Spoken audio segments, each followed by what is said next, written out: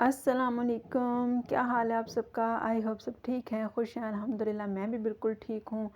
तो आप देख रहे हैं उज़्मा नौरीन का कुकिंग चैनल और आज इसमें बन रहे हैं दाल करेले। बहुत ही मज़ेदार सी रेसिपी है, बच्चे बहुत शौक़ से खाएंगे। और अगर आपके घर में कोई दाल करेले या मतलब करेले की सब्ज़ी नहीं खाता तो आप मेरे तरीके से बनाकर देखें, इंशाअल्लाह ज़रूर सब खाएंगे। और मैं इसमें आपको गारंटी देती हूँ कि ना तो मैंने नमक लगाया है और ना ही धूप में रखा है, और फिर भी करेले बिल्कुल भी नहीं कड़वे। आप देखें, मैं डायरेक्ट बिल्कुल काटूँगी और इसी तरह पका दूँगी। तो करेले मैंने 4 से 5 जो भी हैं वो मैंने ले लिए थे और इनको मैंने अच्छा सा धो लिया और इनमें से बीज मैंने निकाल दिए हैं। और उसके बाद मैं इनको अच्छा सा काट लूँगी। इस तरह करेले बहुत ज़बरदस्त पकते हैं। आपने मेरी रेसिपी को ज़रूर ट्राई करना है और वीडियो को बिल्कुल भी स्किप नहीं करना, ताकि जो मैं टिप्स एंड ट्रिक्स साथ-साथ बताऊँगी वो आपको साथ-साथ पता चल जाएँ। फिर अगर आप कुछ मिस करेंगे तो फिर आपको वो वाली बात सही पता नहीं चलेगी और ना ही समझ आएगी। तो करेलों को मैंने बस आप जिस तरह भी आपकी मर्ज़ी है आप अपने हिसाब से काट लें। तो मैं तो इस तरह काटती हूँ, पहले थोड़े बड़े-बड़े पीस कर लेती हूँ और फिर उनको बीच में से पतला-पतला काट देती हूँ। ना ही मैंने ऊपर से कोई छिलका उतारा है और ना ही मैंने इनको नमक लगाया और ना ही मैंने इनको धूप में रखा है। बस करेले आपने काटने हैं और तेज़ गरम ऑयल में डाल के इनको फ्राई करना है।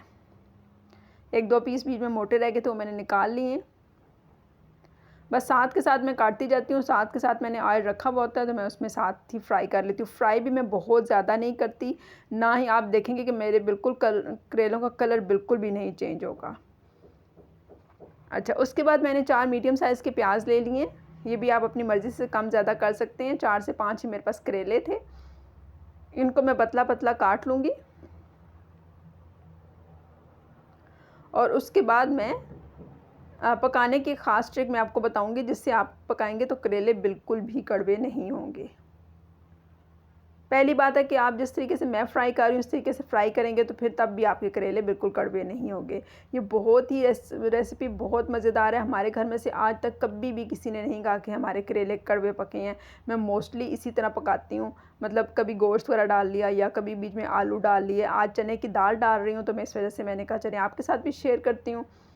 तो आपने भी ज़रूर इस रेसिपी को ट्राई करना है।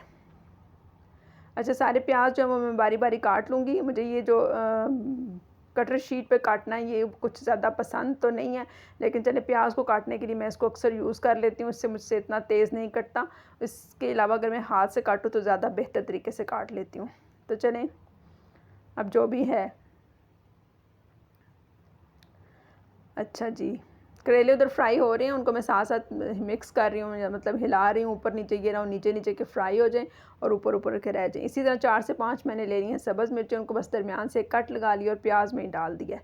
प्याज में डालने से ये फ़ायदा होगा कि अगर बहुत कड़वी मिर्चें हैं तो साथ थोड़ी-सी फ्राई हो जाएँगी, तो वो फिर मसाले में मिक्स हो जाएँगी। ऊपर से कच्ची डालें तो फिर वो बच्चे तो बिल्कुल भी नहीं खाते और बड़ों से भी इतनी नहीं खाने होती, क्योंकि मिर्चें काफ़ी कड़वी हैं। अच्छा, टमाटरों को भी आपने जिस तरह भी आपकी मर्ज़ी हो आप काट सकते हैं। करेले हमारे फ्राई हो चुके हैं और आपने देखा कि मैंने बिल्कुल भी ना तो ब्राउन किए हैं, और ये देखें इनका कलर अभी भी सेम ग्रीन ही है। उसके बाद आपने ऑयल जो है वो थोड़ा-सा कम कर देना है। पहले थोड़ा-सा ज़्यादा ऑयल डाल के मैंने करेले फ्राई किए थे, वो ऑयल आपने ज़ाया नहीं करना, वो किसी भी दूसरी सब्ज़ी में डल जाएगा नेक्स्ट टाइम। अच्छा जी, अब मैंने डाल दिया है प्याज़। प्याज को बस हल्का-सा हम फ्राई करेंगे और इसके अलावा मैंने बाकी सारे मसाले तैयार कर, इसमें टमाटर हैं, करेले फ्राई हुए हुए हैं, दाल है उबली हुई, और साथ ये है जी लहसुन और खुश्क धनिया, हल्दी, मिर्च, नमक, और साथ थोड़ा-सा ज़ीरा और थोड़ी-सी कसूरी मेथी भी मैंने ले ली है। ये दाल की वजह से मैंने एक्स्ट्रा मसाले डाले हैं, वरना अमूमन मैं करेलों में बिल्कुल भी ना तो लहसुन अदरक डालती हूँ और ना ही कोई ज़ीरा वगैरह डालती हूँ, क्योंकि करेले आपको पता है वैसे ही ऑलरेडी इतने गर्म होते हैं और सब्ज़ी है तो फिर उसमें लहसुन डालने की कोई इतनी ख़ास ज़रूरत नहीं होती।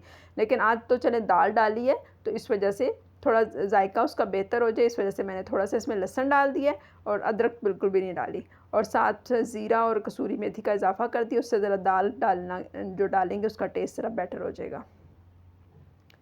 अच्छा, लहसुन थोड़ा-सा मैंने प्याज के साथ फ्राई कर लिया। प्याज भी आपने देखा बिल्कुल वाइट है, और साथ ही मैंने इसमें डाल दिए टमाटर। टमाटरों को बिल्कुल भी ज़्यादा नहीं पकाना। बस उसके बाद ये जितने भी मसाले हैं ये आप अपने हिसाब से डाल सकते हैं। मैंने तकरीबन आधी-आधी चम्मच डाले हैं, और मिर्चें डाली हैं क्वार्टर, और धनिया पाउडर जो है वो 1 चम्मच भर के डाला है। ये सब मसाले आप अपने हिसाब से कम ज़्यादा कर सकते हैं। बस इन मसालों को और प्याज टमाटर को अच्छा सा मैं ज़रा थोड़ा सा मिक्स करूँगी और उसके बाद इसके में मैं डाल दूँगी करेले, क्योंकि टमाटरों का जो है ना वो पानी होगा तो उसमें करेले फिर अच्छे से ग्रेवी वाले बनेंगे। अगर बहुत सूखा सा मसाला आप बनाएंगे तो फिर करेलों का वो वाला टेस्ट नहीं आएगा जो हमें चाहिए।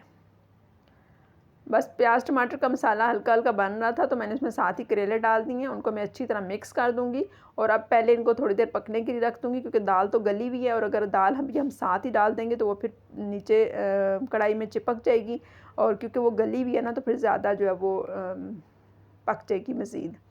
बस उसको मैं उतारने से 5 मिनट पहले डालूंगी। अभी मैं करेलों को सिर्फ रखूँगी ताकि ये दम में टमाटरों के साथ ज़रा थोड़ी देर अच्छे से पक जाए और इनमें थोड़ी रस सी जो है वो आ जाए।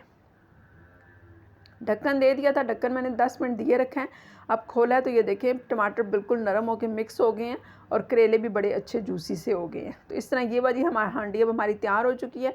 इस तरह भी आप खा सकते हैं, लेकिन अगर दाल का इजाफा करना है तो फिर दाल आपको बीच में मिक्स करनी है। देखिए कितनी खड़ी खड़ी दाल सी मैंने उबाली है, ना तो ये आधी गली हुई है और ना ही मतलब इतनी गली हुई है कि हलवा बन जाए हिलाते हुए, लेकिन गली भी प्रॉपर है। इसको मैंने पहले भिगो दिया था और फिर कुकर में 5 से 10 मिनट मैंने इसको बंद किया है, तो ये बड़ी अच्छी सी इस हालत में आ गई है। तो दाल करेले हमारे तैयार हो गए हैं। आप देख सकते हैं ऑयल बिल्कुल निकल आया है और कितना ज़बरदस्त ग्रेवी वाला टेक्सचर है और कितनी ज़बरदस्त ये हांडी बनी है, बहुत ही मज़े की है। बच्चे पराठे के साथ बहुत शौक़ से खाते हैं और करेले हमारे घर में सभी शौक़ से खाते हैं अल्हम्दुलिल्लाह। तो ये बिल्कुल भी कड़वे नहीं है और बहुत मज़ेदार सी हांडी बनी है। आप भी बिल्कुल इसी तरह बना सकते हैं। अगर मेरी रेसिपी को फॉलो करेंगे तो इंशाल्लाह बिल्कुल करेले ऐसे ही बने थे। तो ये है आज की मज़ेदार सी रेसिपी। उम्मीद है आपको ज़रूर पसंद आएगी इंशाल्लाह। तो इजाज़त दीजिए, अल्लाह हाफ़िज़।